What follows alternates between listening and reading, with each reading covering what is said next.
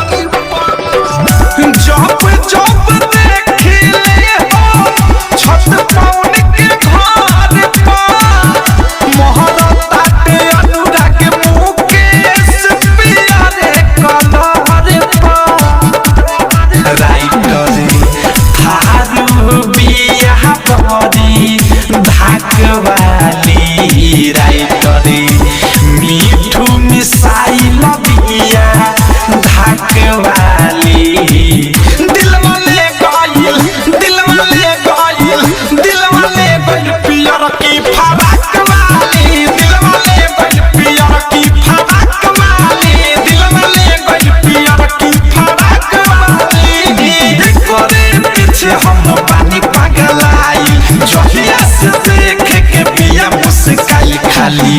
बतियाई बोलेली माँ जाक वाली खाली बतियाई बोलेली माँ जाक वाली दिलवा ले गइल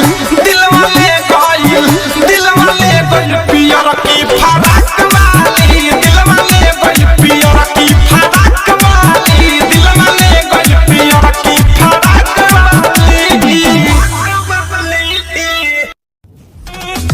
अगर आपने अभी तक हमारे YouTube चैनल सब्सक्राइब